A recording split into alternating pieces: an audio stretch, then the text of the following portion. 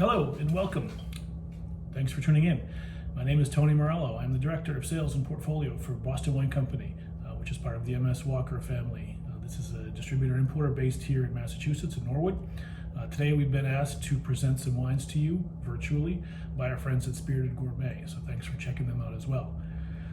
One of the many great jobs that I get to do at Boston Wine Company is select a portfolio and build a portfolio of wines from around the world, working with importers, working with wine growers and brokers alike. One of the companies that I particularly love working with is Winebow, and all three of the wines today that we'll taste are from Winebow. It's now a 40-year-old company based in Virginia, specializing in wines from Europe as well as being a distributor around the country. So today we're talking about a place very near and dear to my heart. This is Italy first, Piedmont, which is in northwestern Italy, and more specifically the area of Barbaresco. So Barbaresco is a wine zone. It's also the name of a wine, and it's also the name of a town. So we like to keep things confusing. So the first two wines we'll taste are from the producer Castel di Neve. Castel di Neve is based in the town of Neve. In fact, the family owns now the castle that was built in the, refurbished in the 1500s, but is a very old castle. And this is a family-run estate owned by the Stupino family.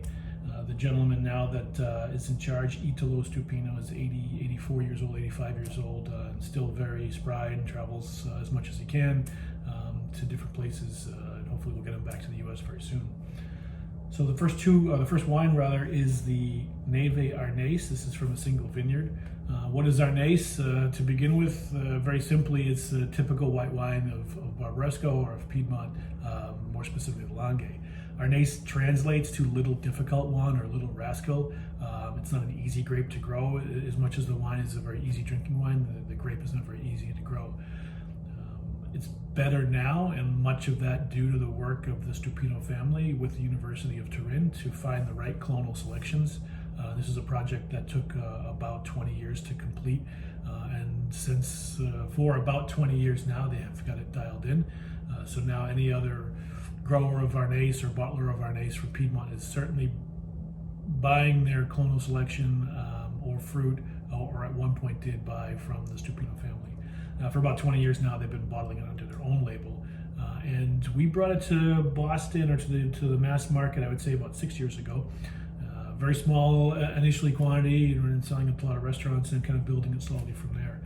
So what does Arnese offer in terms of wine? It's for me, it's a sort of a light to medium body. It has great acidity, a lot of stone fruit characteristics, pear, peach, apricot as well, but great aperitif wine, great lunch wine, Sunday brunch wine, but also can stand up to some harder dishes like grilled chicken, seafood, of course, pasta, and for sure will survive, will live long in the bottle. I can tell you from a personal experience, we had the opportunity to taste at the winery a few years ago some older bottlings that they had forgot they had, frankly. So it's 20-year-old Arnese, no label on it, and the cork had the vintage. We tasted it. The color was as if it was brand new. The acidity was 100% fresh and bright in there.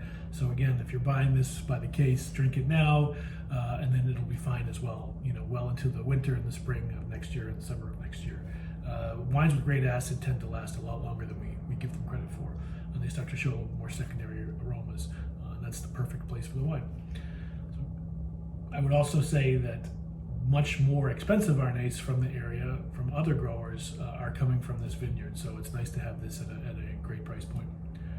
The next wine from Neve is the Grignolino, which is a great late summer, early fall wine. Grignolino is another typical varietal from Piedmont. This style is a little bit more lively, fruity, and juicy. It's kind of like a Beaujolais Nouveau-esque, that very zippy, bright cherry fruit. There's almost a little bit of a spritz on this as well, which is intentional. So when you open the bottle and you feel it on your palate, that's the design. That's by design from the winery. Also a wine that benefits from a slight chill. So before you're serving this, put it in the refrigerator for 45 minutes or so, bring it down to about 50 degrees, and it's the perfect expression of the wine. Great pizza wine, Saturday night wine, burgers, some more simple cuisine, or also pasta with some mushrooms or tomato sauce. Very good pairings with that as well. And again, don't be surprised about this lively kind of almost frizzante flavor. And then moving further into Barbaresco, the next grower we're going to talk about is Giuseppe Cortese. And so this is from the vineyard or area of Rabaya in Barbaresco. Rabaya is one of the more prestigious single vineyards in Barbaresco. The Giuseppe Cortese house and winery is at the top of the hill of Rabaya, and they certainly own a big portion of that vineyard. Giuseppe passed away a few years ago. He was in his 90s. Now the winery is run by his son and daughter and son-in-law. So one of the things that they're doing is kind of separating out and creating some different layers, recognizing that Barbaresco is not an everyday wine. So we have here the Langhe Nebbiolo.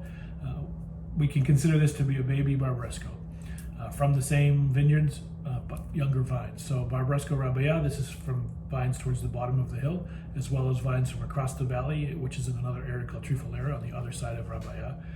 Younger vines, this isn't aged as long in oak as well, or in the bottle.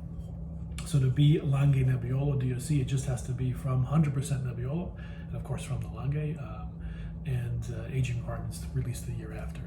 So you have the benefits of Barbaresco, but something that can be drunk right away. Bright cherry fruit, some rose petals, some dried forest floor, mushroom notes, but a great wine again to have with pasta, some pasta with a meat sauce, grilled pork, grilled vegetables, especially something with mushrooms like a grilled portobello if you happen to be vegetarian. Tonight I'm here in my kitchen. We're talking to you while I'm cooking so I'm have a glass. You have to have a glass when you're cooking up some soup with some sausage, broccoli rabe, some garlic, and cannellini beans. So that's not much of a Tuscan dish, but it's going to pair well with this Nebbiolo tonight. So I hope you enjoyed this small tasting, and I hope you enjoy these wines. Again, if you're ever concerned or questioning what wines you should buy, it's always good to pick a grower that you like. First, pick a store that you like, so thank you for shopping with Spirited Gourmet. Pick a grower you like, so if you know you like Castelli Neve Grignolino, you may like the Barbaresco, you may like the Arnese. Pick an importer you like. These again are all imported by Winebow. On the back label will be Leonardo Locascio selections. And then pick a distributor, Boston Wine Company, MS Walker. You're generally going to find some great wines at great values for this occasion. Thank you again. Cheers, saluti. I hope to see you soon.